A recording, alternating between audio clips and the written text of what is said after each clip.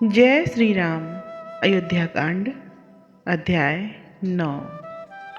चित्रकूट पर्वत सभी दिन बड़ा सुहावना लगता है।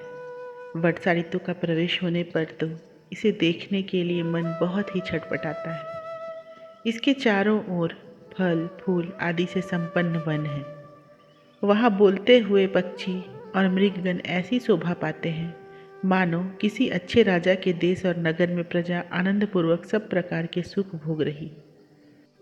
धातुओं से रंगे हुए गिरी शिखरों पर मधुर मधुर घोर करते हुए मेघ ऐसे शोभायमान होते हैं मानो देवता और मुनिजन रूप भ्रमरों से सेवित आदि कमल जिससे ब्रह्मा जी प्रकट हुए थे विराजमान हो। जब बगलों की सी पंक्ति शिखर को स्पर्श करके श्याम घटाओं से मिलती है तो उसकी छवि कवि इस प्रकार वर्णन करता है मानो आदि वराह समुद्रों में क्रीड़ा कर दांतों पर पृथ्वी धारण कर उससे बाहर निकलते हैं।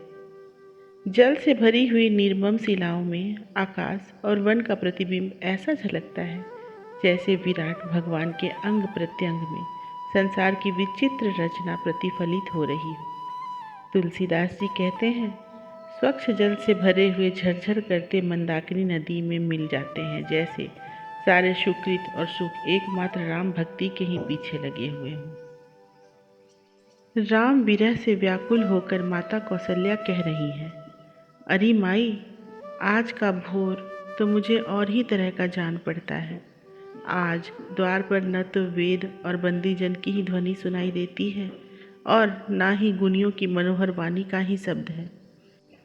अपने अपने पतियों के सुंदर महलों से रूपशील और छवि से संपन्न मेरी पुत्रवधुएं भी सीता को आगे कर आज मेरे पास आशीर्वाद लेने नहीं आई हैं। आज मुझसे रघुवीर ने हंसकर यह नहीं पूछा कि अरे माँ सुमित्रा माता कहाँ है। अहो, मेरे महासुख को मानो विधाता ही नहीं देख सका। माता रघुनाथ जी के खेल कूद के धनुष को देखती है और प्रभु जी की जो नन्ही नन्ही जूतियाँ उन्हें बारंबार हृदय और नेत्र से लगाती है। कभी पहले की भांति सवेरे ही मंदिर में जाकर इस प्रकार के प्रिय वचन कहकर जगाने लगती है कि हे तात उठो। मुख चंद्र पर माता बलिहारी जाती है। देखो, सारे अनुज और सखागण द्वार पर खड़े हैं। और कभी कहती है, भैया बहुत विलम्ब हो गया है, महाराज के पास जाओ और अपने साथियों को बुलाकर जो रुचे सो भोजन करो। माता निछावर होती है। तथा कभी राम का वनागमन स्मरण कर चकित होकर चित्रलिखित सी रह जाती है। तुलसीदास जी कहते हैं, उस समय का वर्णन करने से तो प्रीति सीखी हुई सी जान पड़ती है, क्योंकि सत्य प्रेम होने पर तो उसका वर्णन ही नहीं हो सकेगा। चित्त विवश होकर विराहाग्नि में दग्ध हो जाएगा। माता कौशल्या कहती है, अरे मैया, मुझे कोई नहीं समझाता। मुझे अभी तक विश्वास ही नहीं होता कि राम वनगमन सत्य है या कोई स्वप्न हुआ है। राम, लक्ष्मण और सीता मेरे नेत्रों के सामने सदा लगे ही रहते हैं, तो भी विधाता ऐसा विपरीत हो गया है कि इस हृदय का दाह दूर ही नहीं होता। रघुनाथ जी के देखने पर तो दुख नहीं रह सकता और बिना देखे शरीर का रहना असंभव है, किंतु मेरे प्राण ने अभी तक कूच नहीं किया। अतः सखी सुनो, इस नियम में अवश्य कोई गड़बड़ हुई है। कौशल्या जी के ये विरह वाक्य सुनकर सब रानियां रो पड़ी। तुलसीदास कहते हैं, रघुनाथ जी के विरह की व्यथा का वर्णन नहीं हो सकता। माता कौशल्या जब जब घर को सुना देखती हैं तब तब व्याकुल हो जाती हैं। उन्हें दिन दूना दुख हो रहा है। वह भगवान राम के मुनि मनहारी बाल विनोदों को याद करती है और सुकुमार चरण कमलों को राज मंदिर के आंगन में ही विचरने वाले समझकर उनके हृदय को में बड़ी पीड़ा होती है। वे कहने लगती हैं, अरे मैया, अब प्रातःकाल होते ही कलेव मांगकर उसमें देरी होने पर कौन रूठ कर भागेगा, और श्याम कमल सदृश नेत्रों से जल बहते देखकर मैं किसे हृदय से लगाऊंगी। अब मैं जीऊंगी तो रात दिन दुख सहना पड़ेगा, और यदि मर गई तो हृदय में यह पश्चाताप रह जाएगा कि वन को जाते समय मैं नेत्र भर कर राम का मुख भी नहीं देख सकी। यह दशा बड़ा ही दुस्सह है, बड़ा ही कठोर विरह है। ऐसा कौन है जो अत्यंत कृपा के बिना मेरी इस शोक जनित पीड़ा को दूर कर सके। अरे सखी, मेरी इस अभिलाषा को भक्त सुखदायक विधाता श्री हरि अनुकूल होकर कब पूर्ण करेंगे।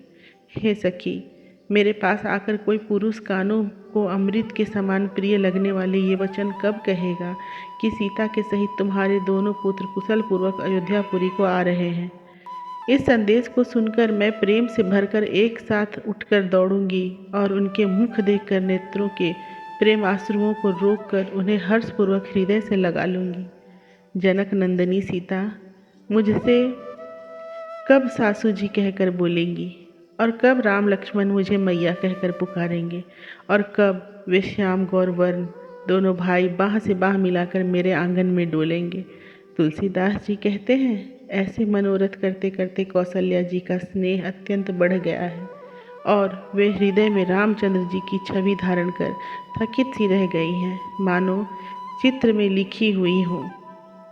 महाराज दशरथ ने जब सुना कि सुमंत अयोध्या में लौट आया तो इस उत्कंठा से कि देखें प्राणनाथ राम की क्या दशा सुनाता है, वे व्याकुल होकर दौड़ उठे।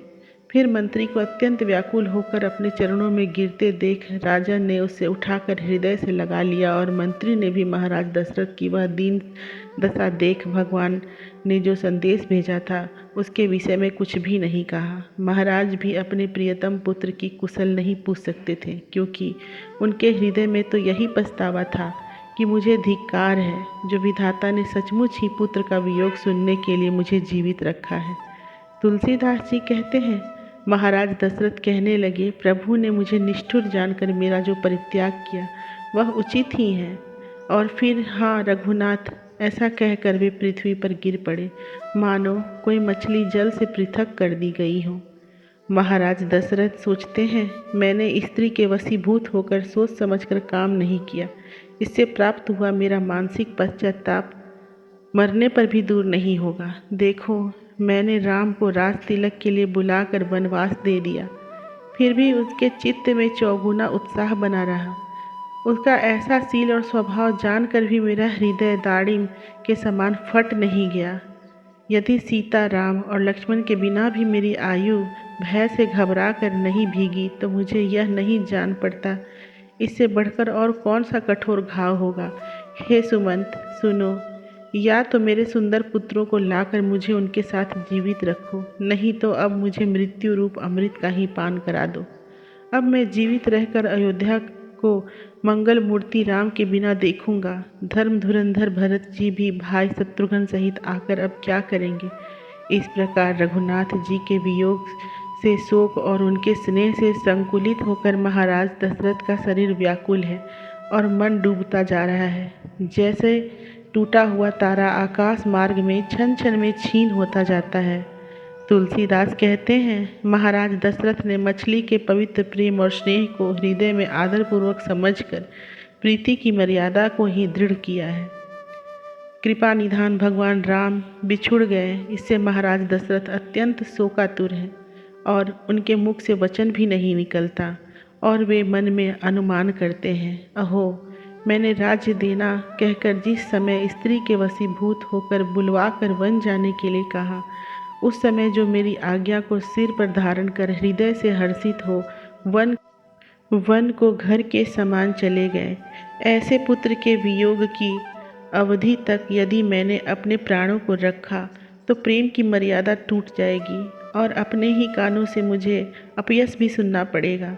हाय, राम के चले जाने पर भी मैं आज तक जीवित हूँ, ऐसा समझकर उनका हृदय व्याकुल हो गया। तुलसीदास जी कहते हैं, तब उन्होंने रघुनाथ जी के लिए अपना शरीर त्याग कर अपने प्रेम को प्रमाणित कर दिया। जय श्री राम।